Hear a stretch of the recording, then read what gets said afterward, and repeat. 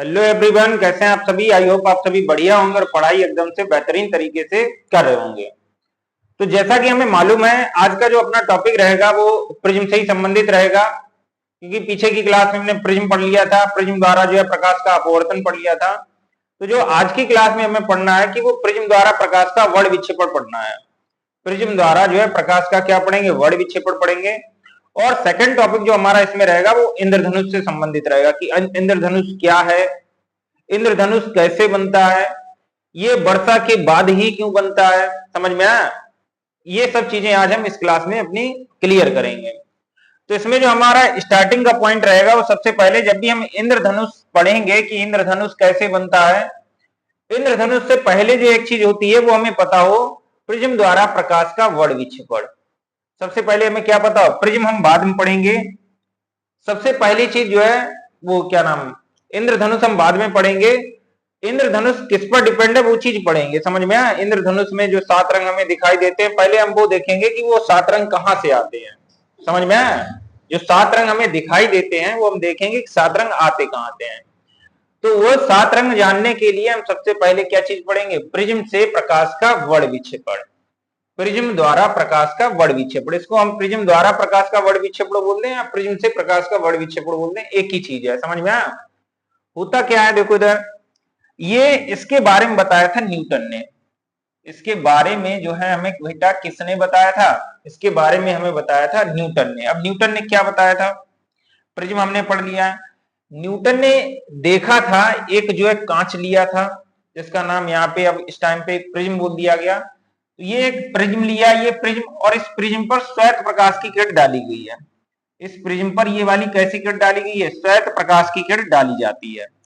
जब ये श्वेत प्रकाश की किरण इस प्रिज्म पर डाली जाती है तो ये जो प्रकाश जो है कितने रंगों में बट जाता है, 7 रंगों में बट जाता है। ये प्रकाश मेरे भाई कितने रंगों में बट जाता है, 7 रंगों में बट जाता है। इसी को बोला जाता है प्रिज्म से प्रकाश का वर्ण विक्षेपण।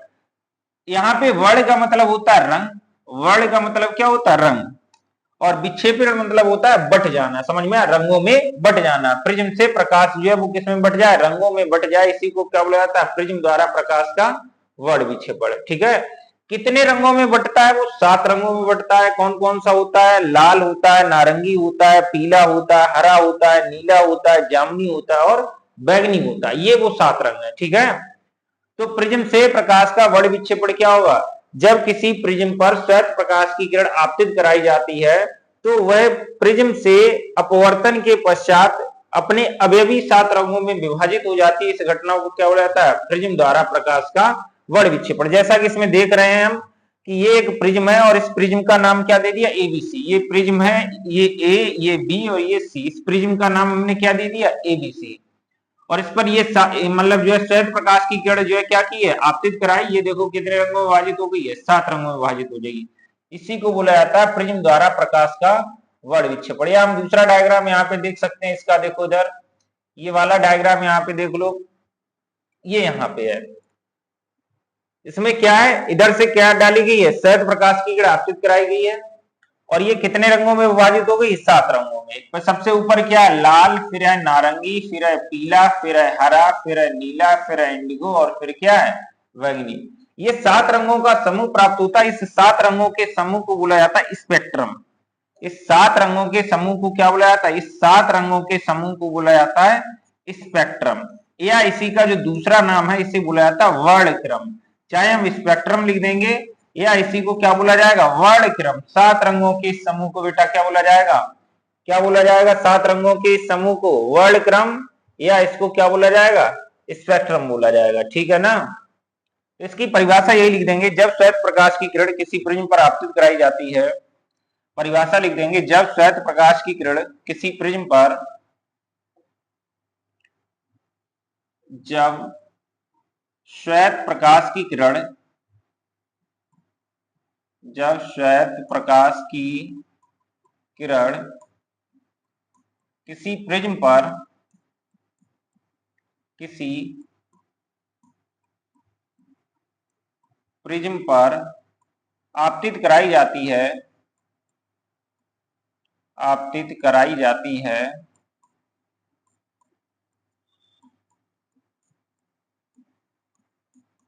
तो वह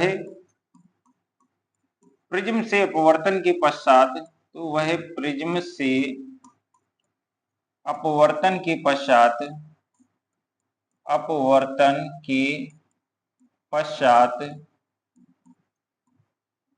अपने सात अवयवी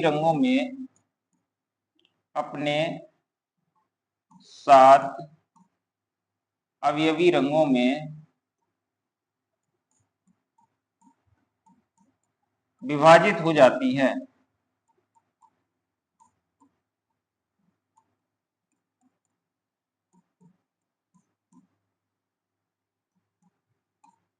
इस घटना को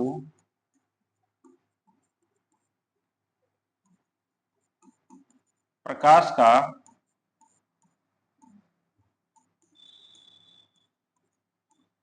वर्ण विक्षेपण कहते हैं।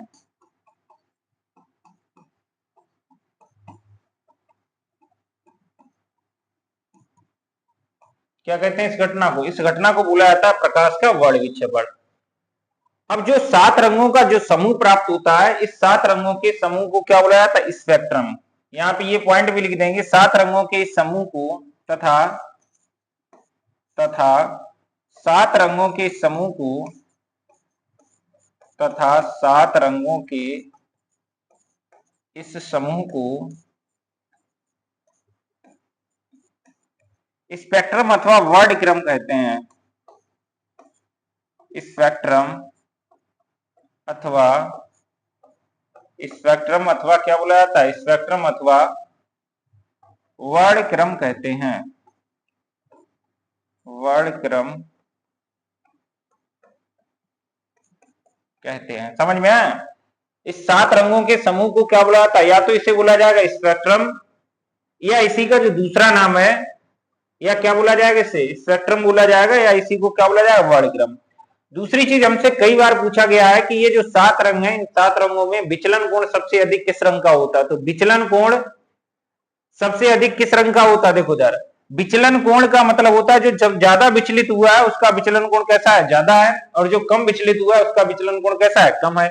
ये प्रकाश की किरण जाना कैसे था? इसको सीधे, लेकिन जब हमने प्रकाश का अपवर्तन बताया था तो ये बताया था कि ये पहले यहाँ पे ऐसे अपवर्तित होगी, फिर ऐसे निकल जाएगी। तो जाना इसको ऐसे था सीधे, लेकिन ये सीधे ना जाके ये कैसे निकल गई? ये प्रकाश की किरण ऐसे निकल गई है। तो इसमें 7 रंग विभाजित हो गए हैं। इन 7 रंगों में हमें दिख रहा है कि लाल रंग कैसा है? सबसे ऊपर, और बैगनी रंग कैसा है? सबसे नीचे। यानी कि लाल रंग सबसे कम विचलित हुआ है, इसका मतलब जो लाल रंग का विचलन कोण जो है वो कैसा है? सबसे कम है, और बैगनी रंग का जो विचलन कोण है वो कैसा है? सबसे अधिक है। तो ये वाला पॉइंट भी लिख देंगे यहाँ पे कि लाल रंग का विचलन कोण सबसे अधिक, लाल रंग का विचलन कोण सबसे अधिक, यहां पे पॉइंट करके लिख देंगे, यहां पे लाल रंग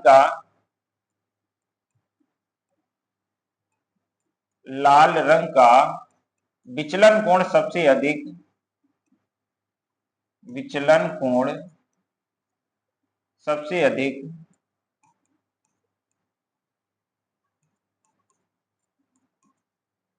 तथा बैगनी रंग का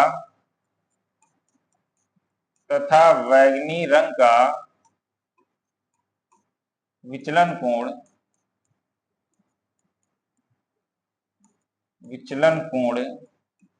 सबसे अधिक होता है। वो लाल रंग का विचलन कोण सबसे कम होता है भाई, कम विचलित हुआ है ना, सबसे ऊपर है, सबसे कम, तथा बैगनी रंग का विचलन कोण सबसे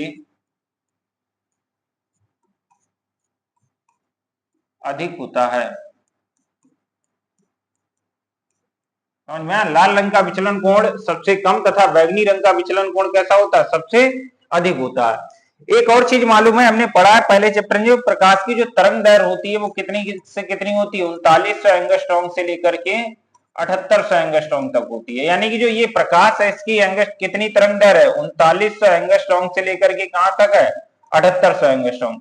यानी कि ये जो 7 रंग का प्रकाश प्राप्त हुआ है इसे बोला जाएगा दृश्य प्रकाश, जो हमें दिखाई देता है। इसकी तरंग दैर्घ्य कहां से कहां तक है? 3900 से 7800।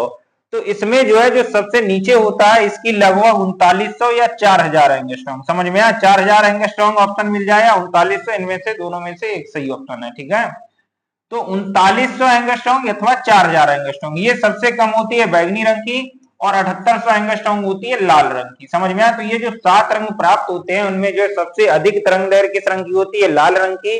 सबसे कम तरंग दैर्घ्य किसकी होती है? बैंगनी रंग की।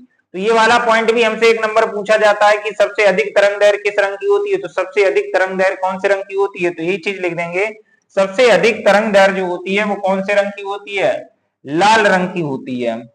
सबसे अधिक तरंग दैर्घ्य यहाँ पे एक तो ये हमने विचलन कोण वाला लिख दिया सबसे, और दूसरे नंबर पे लिख देंगे तरंग दैर्घ्य। सबसे अधिक तरंग दैर्घ्य, सबसे अधिक तरंग दैर्घ्य, सबसे अधिक तरंग दैर्घ्य लाल रंग की, लाल रंग की, तथा सबसे कम, तथा सबसे कम तरंग दैर्घ्य, तथा सबसे कम तरंग दैर्घ्य बैंगनी रंग की होती है। बैंगनी रंग के लिए होती है, या बैंगनी रंग की होती है या बैंगनी रंग के प्रकाश की होती है। ठीक है, 2 पॉइंट ये भी हमें याद रखना है। लाल रंग का विचलन कोण सबसे कम, बैंगनी रंग का विचलन कोण सबसे अधिक, क्योंकि बैंगनी रंग सबसे नीचे है, सबसे ज्यादा विचलित हुआ है, लाल रंग सबसे ऊपर है, सबसे कम विचलित हुआ है। तरंग दैर्घ्य जो है सबसे अधिक लाल रंग की, सबसे कम बैंगनी रंग की। ठीक है, अब यहाँ पे एक पॉइंट और लिख देना है, अपवर्तन और पूछ दिया जाता है हमसे कभी कभी, किसका अधिक है किसका कम है। तो जो लाल रंग है, लाल रंग का विचलन कोण भी सबसे कम होता है और इसका अपवर्तनांक भी सबसे कम होता है। विचलन कोण और अपवर्तनांक दोनों कम होते हैं, क्योंकि डेल्टा एम विचलन कोण का फॉर्मूला पड़ा, डेल्टा एम बराबर ए इंटू में क्या होता है n-1, यानी डेल्टा एम जो है वो n के क्या अनुपाती, जिसके लिए विचलन कोण कम है उसी के लिए जो n का मान कैसा होगा? कम होगा। तो लाल रंग का विचलन कोण सबसे कम है तो इसके लिए अपवर्तनांक भी कैसा होगा? सबसे कम होगा। तो ये वाला पॉइंट भी लिख देंगे, लाल रंग का अपवर्तनांक सबसे कम। 3 पॉइंट यहाँ पे लिख देंगे, 1 नंबर में ऑब्जेक्टिव हमसे पूछा जाता है। ठीक है, लाल रंग का, लाल रंग का अपवर्तनांक, अपवर्तनांक सबसे कम, सबसे कम, तथा बैंगनी रंग का, तथा बैंगनी रंग का अपवर्तनांक सबसे अधिक होता है, सबसे अधिक होता है। अब एक और चीज है सोचने वाली इसमें कि भाई आपने लाल और बैंगनी का ही लिखा रहे हैं, लाल और बैंगनी का लिखा रहे हैं, बीच वाले जी हरे पीले नीले ये सब छोड़ते जा रहे हैं। समझ में आया? तो ये हरे पीले नीले ये इस वजह से हम छोड़ते जा रहे हैं क्योंकि हम लाल रंग का देख रहे हैं और बैंगनी रंग का। बाकी की चीजें जो है बैंगनी से ज्यादा होगी और लाल से क्या होगी? कम होगी, यानी कि इनके बीच में होगा। समझ में आया? बाकी चीजें जो इनके बीच में होगा, इन चीजों के बीच में होगा। तो ये हो गया प्रिज्म द्वारा प्रकाश का वर्ण विक्षेपण। क्या हो गया? प्रिज्म द्वारा प्रकाश का वर्ण विक्षेपण। बोलो समझ में आया? प्रिज्म द्वारा प्रकाश का वर्ण विक्षेपण क्या है? जब प्रिज्म पर प्रकाश पड़ता है, श्वेत प्रकाश 7 रंगों में विभाजित हो जाता है, इसी घटना को क्या बोला जाएगा? प्रिज्म द्वारा प्रकाश का वर्ण विक्षेपण। इससे हमें यह पता लगता है कि जो सूर्य का प्रकाश है वो कितने रंगों का मिश्रण है? 7 रंगों का मिश्रण है। जो सूर्य का प्रकाश है वो हमारा जो है वो कितने रंगों का मिश्रण है? वो है 7 रंगों का मिश्रण। उन 7 रंगों में कौन कौन से हैं? बैंगनी, जामुनी, नीला, हरा, पीला, नारंगी और लाल। ये 7 रंगों का मिश्रण है। इसके बाद हम इंद्रधनुष के बारे में पढ़ेंगे कि आखिर इंद्रधनुष है क्या और इंद्रधनुष बनता कैसे है। तो सबसे पहले तो हम इंद्रधनुष देखेंगे कि इंद्रधनुष है क्या। देखा है ना सभी ने? बोलो, सभी ने इंद्रधनुष देखा है कि नहीं देखा है? बताओ बताओ भाई, इंद्रधनुष सभी ने देखा है? ये यहाँ पे इंद्रधनुष, ये वाला इंद्रधनुष नहीं है, इधर है इंद्रधनुष, ये है इंद्रधनुष। समझ में आया? वो तो प्रिज्म द्वारा प्रकाश का है वर्ण विक्षेपण। ये है इंद्रधनुष, यहाँ पे दिख रहा होगा इंद्रधनुष। अक्सर ये इंद्रधनुष कब बनता है? ये बनता है वर्षा के बाद। कब बनता है ये इंद्रधनुष? हमें आसमान में 7 रंगों का एक समूह दिखाई देता है और उसी को हम क्या बोल देते हैं? उसी को हम बोल देते हैं इंद्रधनुष। अब ये आखिर इंद्रधनुष बनता कैसे? ऐसा तो है नहीं कि ऊपर से कोई बैठा है और वहां से लाल रंग, वहां से ऊपर से नीचे की ओर लाल रंग, कोई नीचे ये वाले लाल हरे पीले ये रंग ऊपर से नीचे कोई डाल रहा है, इस वजह से ये ऐसे फैल गए तब हमें दिखाई दे रहा है। ऐसा तो है नहीं, कोई ना कोई इसके पीछे का जो है साइंस होगा, तभी तो ये हमें दिख रहा है। तो ये क्यों दिख रहा है यही हमें समझना है, ये क्यों दिख रहा है वो हमें समझना है। संबंधित किससे? ये दो चीजों से संबंधित है इंद्रधनुष। एक तो वर्षा के बाद दिखता है हमें, तो बारिश की बूंदों से संबंधित है। दूसरे नंबर पे ये प्रकाश से संबंधित है, क्योंकि प्रकाश में ये रंग होते हैं, तो प्रकाश और वर्षा की बूंदों से संबंधित है। ये किससे संबंधित है? प्रकाश और वर्षा की बूंदों से संबंधित है। ठीक है, अब ये बनता कैसे ये हमें देखना है कि आखिर जो है इंद्रधनुष कैसे बनता है। हमें सभी को मालूम है इंद्रधनुष दिखाई देता है आसमान में, लेकिन इंद्रधनुष बनता कैसे है? इंद्रधनुष बनने का कारण क्या है? देखो इधर हमने प्रिज्म बताया, प्रिज्म में मालूम है कि प्रिज्म पर प्रकाश पड़ता है, वो 7 रंगों में विभाजित हो जाता है। समझ में आया? सेम ऐसे ही होता है जब बारिश होती है, बारिश के बाद जो है आसमान में पानी की छोटी छोटी बूंदें रह जाती हैं। जब बारिश होती है तो आसमान में किसकी बूंदें रह जाती हैं? बारिश की छोटी छोटी या पानी की छोटी छोटी बूंदें रह जाती हैं। और ये बूंदों में होता क्या है? हमें मालूम है कि छोटी छोटी बूंदें हैं, और अगर उसके बाद धूप आएगी तो उन बूंदों पर क्या पड़ेगा? प्रकाश पड़ेगा। तो बारिश के बाद जो पानी की छोटी छोटी बूंदें हैं वो प्रिज्म की भांति व्यवहार करती हैं। किसकी भांति व्यवहार करेंगी? प्रिज्म की भांति। और प्रिज्म पर जब प्रकाश पड़ता है तो कितने भागों में बढ़ जाता है? 7 भागों में बढ़ जाता है। बस इतना कॉन्सेप्ट है इसमें। क्या कॉन्सेप्ट है?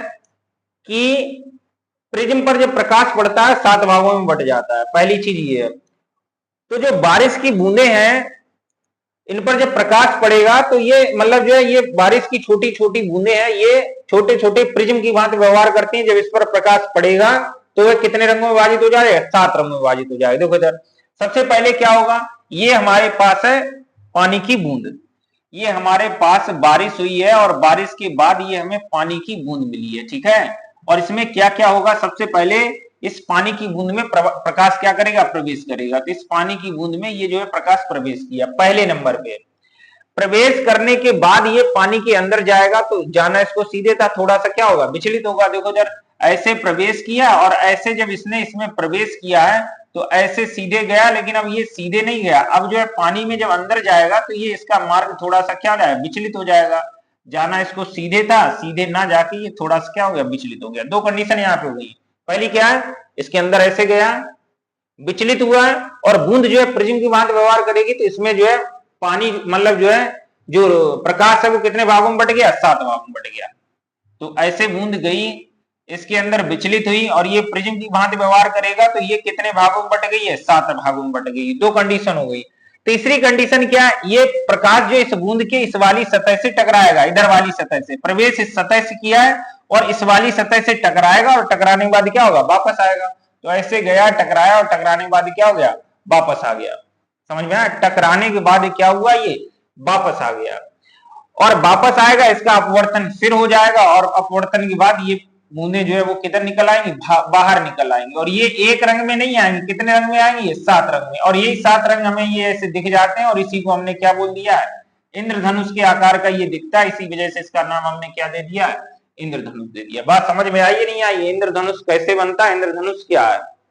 इंद्रधनुष क्या है? 7 रंगों का एक समूह है जो हमें आसमान में वर्षा के पश्चात दिखाई देता है। बनता कैसे हमने बता दिया है। अगर समझना है तो एक बार और समझ लो कि जो पानी की बूंदें हैं, वर्षा के पश्चात जो पानी की बूंदें आसमान में रह जाती हैं वो किसकी भांति व्यवहार करती हैं? प्रिज्म की भांति व्यवहार करती हैं। और हमें मालूम है प्रिज्म पर जब प्रकाश पड़ता है तो वह 7 रंगों में बट जाता है। तो ऐसे गई है पानी अंदर, इस पानी के अंदर प्रकाश गया है, पानी की बूंद के अंदर, इसके अंदर विचलित हो जाएगा और इसके अंदर जाएगा तो ये प्रिज्म की भांति व्यवहार करता है, तो 7 रंगों में बट जाएगा। तो यह टकराएगा बूंद के दूसरे सिरे से और क्या हो जाएगा? वापस लौट आएगा। और ये वापस लौटेगा, ये 7 रंग हमारी आंखों पर पड़ेंगे। इसी को क्या बोल दिया गया? इंद्रधनुष बोल दिया गया। बताओ बात समझ में आई कि नहीं आई है? बोलो। अगर इसका हिंदी लिखना है तो हिंदी ये लिख देंगे, क्या है यहाँ पे? प्रिज्म। इंद्रधनुष अगर इंद्रधनुष की मतलब जो है लिखना है तो ऐसे लिख देना है, इंद्रधनुष वर्षा के पश्चात आकाश में जल के सूक्ष्म कणों में दिखाई देने वाला एक प्राकृतिक स्पेक्ट्रम है। वर्षा के पश्चात जल की बूंदें प्रिज्म की भांति व्यवहार करती हैं। ठीक है, फिर सूर्य के आपतित प्रकाश को ये बूंदें अपवर्तित करती हैं। सबसे पहले सूर्य का प्रकाश जाता है, उसके अंदर प्रवेश करता है, सबसे पहले अपवर्तित होगा। अपवर्तित होने के बाद क्या होगा? विक्षेपित होगा। विक्षेपित का मतलब क्या है? 7 रंगों में विभाजित होगा, इसके बाद उसका उस बूंद के अंदर क्या होगा, पूर्ण आंतरिक परावर्तन होगा। ऐसे गई और जाएंगी, थोड़ा तिरछी हो जाएंगी, फिर वो 7 रंगों में बट जाएंगी, फिर बूंद के उधर वाले सिरे से टकराएंगी और वापस लौट आएंगी, और 7 रंग जो है वो हमारी आंख पर पड़ते हैं और वो इंद्रधनुष के आकार में दिखाई देते हैं। इसी को क्या बोला जाता है, इंद्रधनुष कहते हैं। बोलो समझ में आया कि नहीं आया? तो हमारा जो है यही टॉपिक था आज का, इंद्रधनुष। क्या था टॉपिक हमारा? इंद्रधनुष था कि इंद्रधनुष कैसे बनता है और इंद्रधनुष क्या है। उम्मीद है आप सभी लोगों को समझ में आया होगा। समझ में आया? उम्मीद है आप सभी लोगों को ये टॉपिक समझ में आया होगा।